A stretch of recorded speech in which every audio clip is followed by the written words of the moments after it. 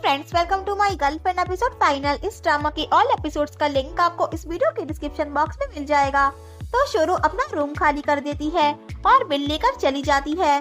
तो वो कैफे पर चीशन का वेट करती है कि वो जाने से पहले उससे एक बार मिल ले। इधर चीशन शोरो के घर आता है उसके लिए एक गिफ्ट लेकर। तो वो जा चुकी होती है। तो गाइज, शोरो ने चीशन के लिए एक प्रेजेंटेशन तैयार की होती है। तो चीशन उस प्रेजेंटेशन को देखकर बहुत खुश हो जाता है। इधर शोरो चीशन का वेट करती है लेकिन वो आता ही नहीं है। तो शोरो चीशन को कॉल करती है। इधर चीशन भी शोरो को कॉल करता है। तो गाइज, दोनों एक ही टाइम पर एक साथ कॉल करती हैं। तो उनकी लाइन बिजी होती है और इसलिए दोनों की एक दूसरे से बात नहीं हो पाती। तो गाइज, चीशन की बिल्डिंग की लाइट चली गई होती है और उसका फोन भी स्विच ऑफ हो जाता है। नेक्स्ट मॉर्निंग चीशन के घर की लाइट आ जाती है और वो अपना फोन जैसे ही चार्ज करता है तो उसमें शोरो के काफी सारे मैसेजेस आए हुए होते हैं कि 4th फ्लोर पर रहने वाले लड़के, मैं तुम्हें पसंद करती हूँ। अगर तुम भी मुझे पसंद करती हो तो कैफे पर आ जाना, मैं आज रात तुम्हारा वेट करूँगी। तो चीशन भागता हुआ कैफे आता है लेकिन तब तक बहुत देर हो चुकी होती है और शोरो भी चली गई होती है।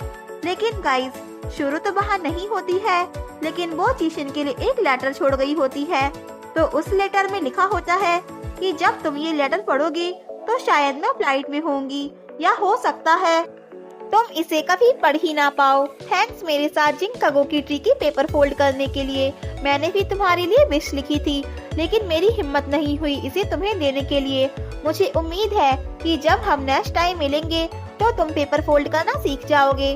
तो चीशन जियान युआन से पूछता है शोरो की फ्लाइट कब है और जैसे ही वो उसे बताती है तो चीशन भागता हुआ एयरपोर्ट के लिए निकल जाता है। तो चीशन को रास्ते में ट्रैफिक मिलता है और फिर वो टैक्सी से खुद उतरकर चला जाता है। इधर शोरो अपनी फ्लाइट में जा ही रही होती है तो वो फिर वहाँ चीशन का वेट करती है और वो उसे एयरपोर्ट पर नहीं दिखता है तो वो फ्लाइट में बैठ जाती है। तो शोरो जैसे ही अपना फोन निकालती है बैग में से तो उसके साथ बिल और चीशन का स्कैनिंग कोड भी निकल आता है। तो उसे जब शोरो स्कैन करती है तो चीशन ने उसके लिए एक वीडियो बनाई होती है कि काफी टाइम पहले मैं एक लड़की से मिला था, उसे आइसक्रीम खाना पसंद है, हंसना पसंद है, खुश रहना पसंद है। उसके साथ रह रहकर मैं भी उसे कब पसंद करने लगा मुझे पता ही नहीं चला और फिर अचानक मुझे उससे प्यार भी हो गया।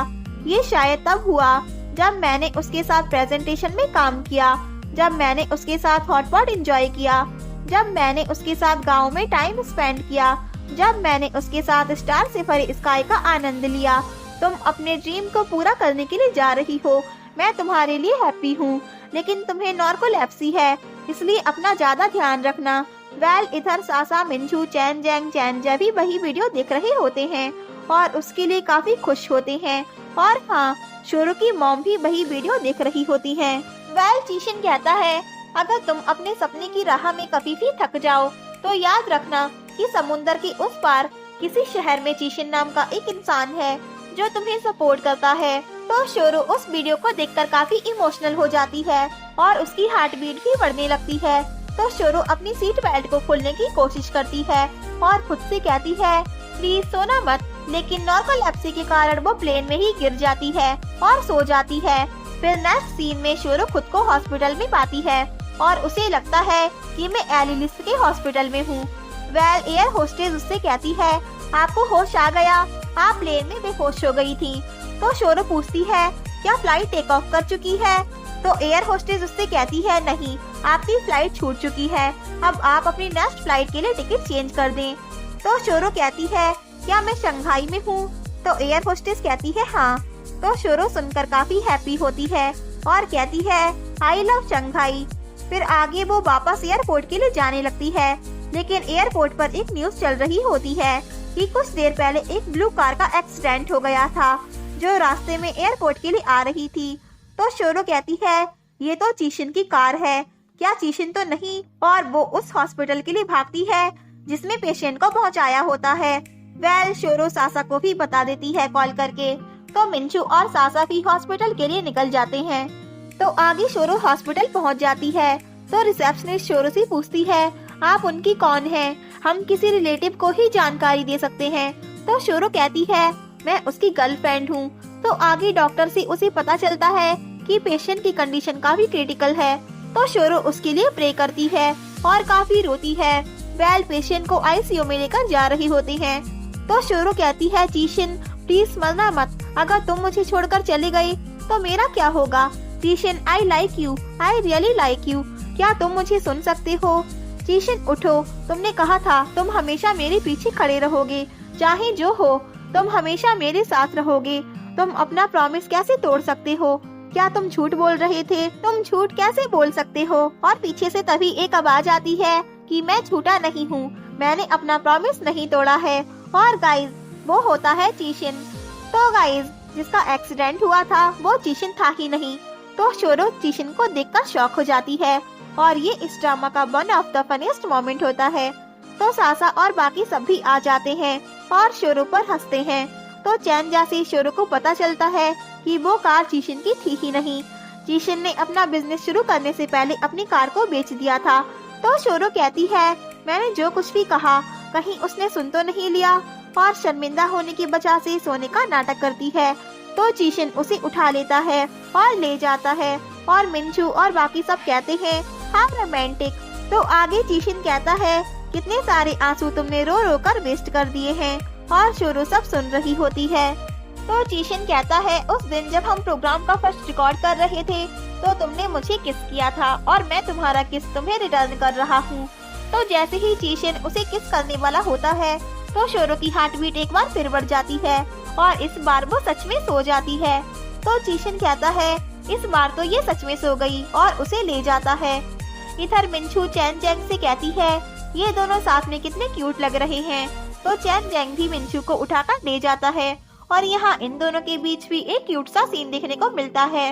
वेल सासा चैनजा से कहती है प्यार दुनिया की सबसे खूबसूरत चीज है। तो चैनजा कहता है हाँ, और तभी एक साइकिल आती है जो सासा से टकराने वाली होती है। तो चैनजा सासा को फर्स्ट टाइम की तरह फिर से बचा लेता है और दोनों एक दूसरे के क्लोज आ जाते हैं।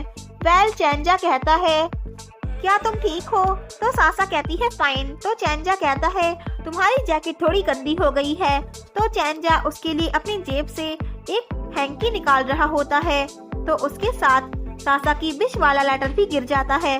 तो सासा उस लेटर को उठाकर देख लेती है। तो चैनजा सासा से कहता है अगर मैं कहूँ कि मैंने इसे नहीं लिया था, ये हवा की वजह से गिर गया था, तो क्या तुम मुझ पे विश्वास करोगी।